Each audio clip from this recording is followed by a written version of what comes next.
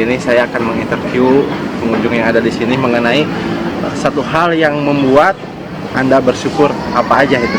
Yuk, cek it out. Dah, ya teh. Satu hal yang buat teteh bersyukur apa?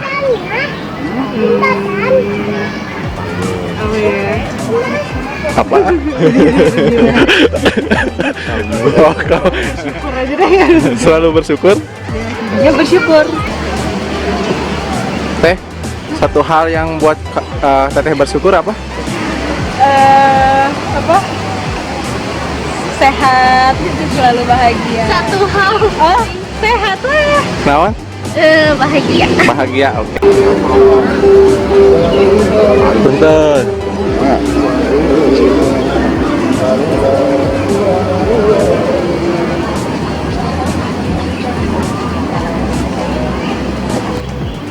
Naon, Mang? Lahir dalam lingkungan Islam. Oke, maka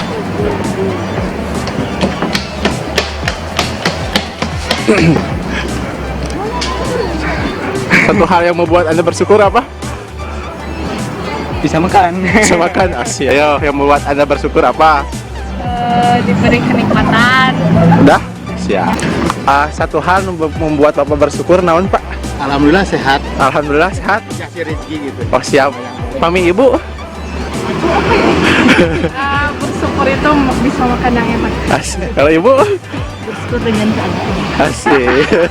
Hatur nuhun, Ibu. Jajak kalau. Teh mau nanya, Teh. Satu hal yang buat Teteh sama A bersyukur apa? Apa ya? Hidup di dunia masih bisa bernapas. Memiliki dia. Oh.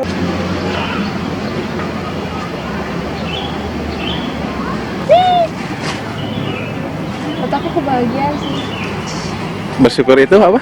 Bersyukur udah dilahirin sama mama saya. Oke, siap.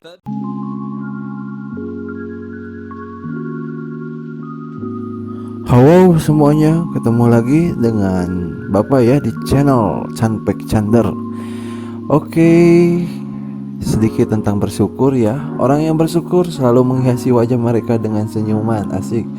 Jalan terindah dalam kehidupan adalah mensyukuri apa yang telah kita jalani setiap hari tanpa ada penyesalan. Fabi ai ala irobikuma tukajiban. Jadi nikmat mana yang Anda dustakan? Sungguh besar nikmatnya kita milik yang kita dapat ya.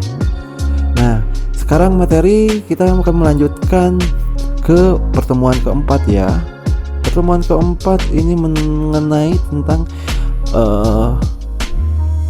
fixture body. Oke, selamat menyaksikan. Fixture body design, fixture for machining process. Masih modul pertama, perancangan alat bantu dan alat ukur. Kita masuk ke fixture body ya. Fixture body atau rangka berfungsi sebagai pemersatu elemen-elemen pada posisi masing-masing sehingga membentuk sebuah jig and fixture.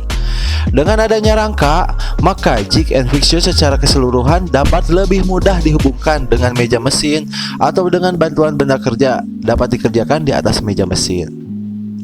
Bentuk rangka sebuah jig dan fixture sangat dipengaruhi oleh faktor-faktor berikut: dimensi dan bentuk geometrinya, berat maksimalnya, jumlah benda kerja yang dicekamnya, bentuk dan jenis bahan baku yang tersedia. Lalu faktor lainnya ialah peralatan kerja yang tersedia serta kesiapan operator, tingkat ketelitian hasil produksi, biaya maksimal yang disediakan, batas waktu pengerjaan. Lalu bentuk rangka sebuah jig dan fixture sangat dipengaruhi oleh faktor jumlah benda kerja juga ya, yang harus diselesaikan persatuan waktu karena mungkin saja terjadi penggunaan beberapa jig and fixture yang sama pada waktu bersamaan. Kapasitas produksi apabila jig and fixture dikerjakan sendiri. Lalu kita membahas tentang jenis fixture body. Ada rangka konstruksi benda utuh, ada rangka konstruksi ikatan baut, rangka konstruksi pengelasan, dan rangka konstruksi tuangan. Yang pertama ialah rangka konstruksi benda utuh.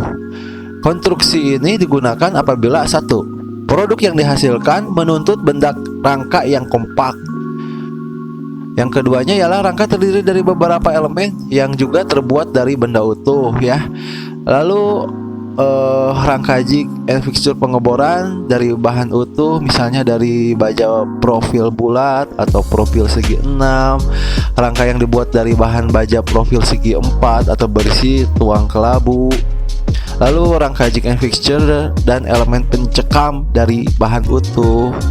Lalu keuntungan penggunaan rangka konstruksi bahan utuh ialah sangat sesuai untuk benda kerja dengan dimensi kecil. Lalu proses pembuatannya tidak memiliki hambatan yang berarti. Yang kedua, lalu yang ketiganya adalah pada konstruksi yang menerima beban punter yang besar perlu dilengkapi dengan tuas yang panjang. Yang keempat, elemen yang mudah aus harus mudah diganti. Keuntungannya itu ya. Lalu masuk ke rangka konstruksi ikatan baut. Rangka jenis ini paling banyak dipakai untuk proses pemotongan ya. Alasannya pemakaiannya dapat dilihat pada keuntungan dan kerugian yang akan dibatasi. Bahan baku rangka konstruksi ikatan baut dapat diperoleh dari satu, profil-profil standar yang dipotong ya, sesuai dengan permintaan ukur dan dikerjakan pada bagian-bagian yang dihubungkan serta akhirnya dipasang dengan ikatan baut. Lalu pelat kasar yang dipotong dengan api. Yang kedua ya, dikerjakan dan dibaut. Yang ketiga, pelat atau profil standar khusus untuk rangka jig and fixture yang membutuhkan sedikit pengerjaan. Keuntungan ikatan baut. Yang pertama, komponen tunggal dapat dibuat dengan mudah pada mesin sederhana ya. Lalu ketepatan posisi, penyetelan jarak, koreksi posisi dapat dilakukan setelah proses pengikatan baut sebelum dipena. Lalu elemen yang rusak dapat diganti. Elemen yang menerima beban gesek dapat dikeraskan dan setelah arus dapat diganti. Konstruksi seperti ini sesuai dengan saran pendidikan.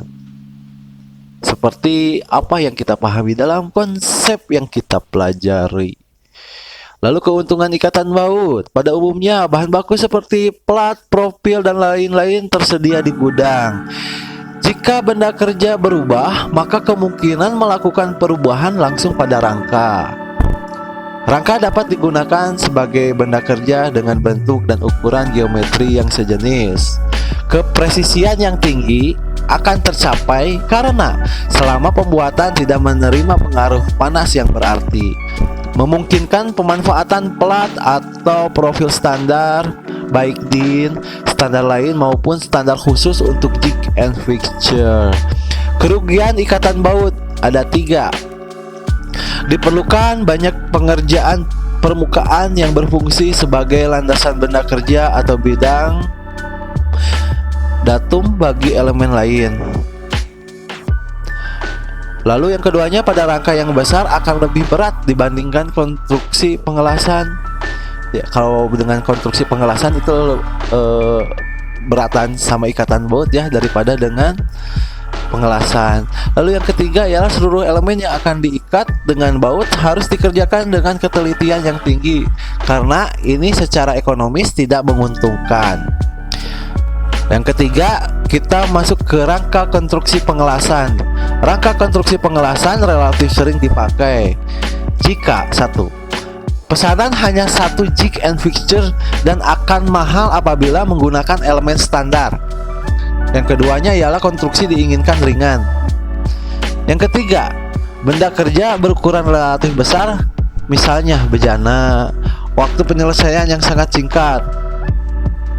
Yang kelima, tersedia peralatan dan operator pengelasannya. Keuntungan konstruksi pengelasan dibandingkan dengan rangka tuangan akan lebih mudah karena tidak memerlukan biaya pembuangan model. Lalu konstruksi yang lebih ringan dibandingkan tuangan atau pengikatan baut. Keuntungannya itu lebih ringan ya. Yang ketiga, sesuai untuk benda kerja yang sangat besar. Jadi las ini rata-rata dipakai untuk benda kerja yang besar. Kebutuhan ruang untuk pengerjaan yang lebih kecil dibandingkan proses pengecoran. Penghematan bahan dengan kekakuan konstruksi yang memenuhi syarat. Keuntungan lainnya ialah tidak tergantung pada pemasok komponen jig and fixture. Pembuatan yang lebih cepat dengan bantuan peralatan sederhana harus memiliki operator las yang ahli. Mudah menyesuaikan diri terhadap perubahan bentuk benda kerja, mesin, dan pengoperasian. Mudah menambahkan sirip-sirip penguat pada tempat yang diperlukan. Ukuran tebal dinding dan profil dapat menyesuaikan dengan bebanan yang mungkin terjadi. Pada umumnya lebih menghemat bahan. Konstruksi lebih ringan tanpa mengurangi kestabilannya. Biaya bahan lebih rendah dan kekuatan bahan yang lebih baik dibandingkan besi tua. Kerugian konstruksi, penyusutan dan deformasi akibat tegangan. Karena tegangan dan regangan yang sangat kuat, ini bakal terjadi deformasi ya. Lalu kemungkinan timbul kembali tegangan dalam akibat proses pengerjaan mekanik. Diperlukan proses normalisasi tegangan. Dan hal ini tidak selalu bisa dilaksanakan karena keterbatasan ukuran dapur pemanas. Apabila dilakukan di perusahaan lain akan menambah beban biaya. Jika tidak memiliki operator las yang baik, maka pekerjaan tersebut harus diserahkan ke perusahaan lain. Dan hal ini dapat mengakibatkan permasalahan waktu ya. Apabila terdapat mesin-mesin pekakas yang presisi, maka sebaliknya hindari konstruksi rangka pengelasan. Lalu konstruktor hanya mampu memperkirakan pembebanan yang akan terjadi dan mengambil tindakan pengamanan yang baik akibat beban bengkok, puntir, dan deformasi statis. Rangka yang kita masuk ke 4 ya, rangka konstruksi tuangan. Rangka jenis ini digunakan apabila dalam waktu yang sama diperlukan lebih dari satu buah jig and fixture yang sama. Misalnya jika ingin mengerjakan benda kerja yang sama secara paralel, lalu akan dibuat kelompok-kelompok jig and fixture dengan bentuk dan ukuran sejenis sehingga rangka tuangan dapat dibuat dalam jumlah banyak dan untuk setiap jenis pekerjaan berbeda hanya perlu ditambahkan beberapa elemen saja. Terdapat bagian pembuatan pola dan pengecoran. Harus dibuat dari logam ringan atas dasar tunjukan berat yang diizinkan. Untuk konstruksi pengecoran, dinding rangka dapat dibuat lebih tipis dari konstruksi pengikat baut. Seperti contoh, misalnya akibat dari ukuran baut inbus minimal ukuran M6 ya, maka ketebalan dinding minimal pada konstruksi pengikatan baut adalah 12 mm. Bentuk rangka jig and fixture konstruksi tuangan dapat dibagi menjadi 3 kategori. Yang pertama kategorinya konstruksi satu kesatuan. Lalu yang kedua ialah penggabungan beberapa konstruksi tuangan dengan ikatan baut. Lalu yang ketiga ialah penggabungan konstruksi tuangan, bahan utuh atau pengelasan.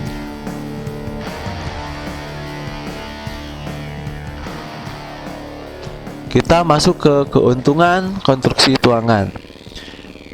Keuntungannya apa saja sih? Yang pertama, besi tuang lebih mudah dipotong dibandingkan baja. Yang kedua, besi tuang dapat meredam getaran lebih baik. Bahaya tegangan dalam lebih baik. Pada pembuatan rangka dalam jumlah besar akan lebih ekonomis dibandingkan dengan cara lain. Dengan model yang tersedia, maka penggantian keseluruhan rangka akan lebih mudah dan cepat. Lalu gambar kerja yang dibutuhkan lebih sedikit.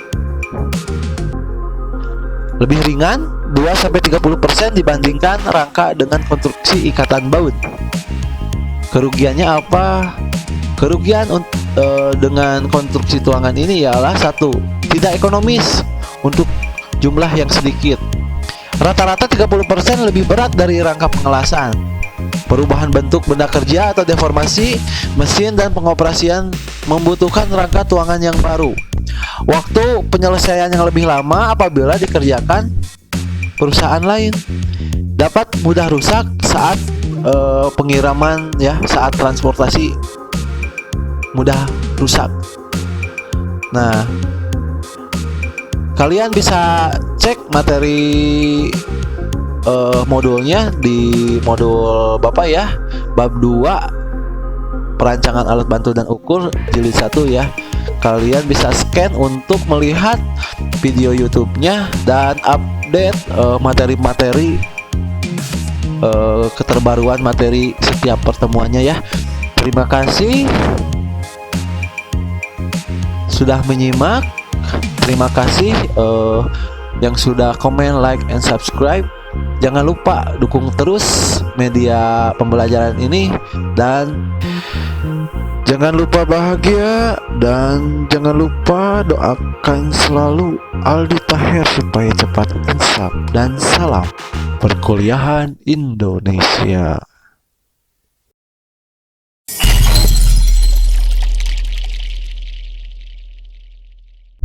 This is going to be fun.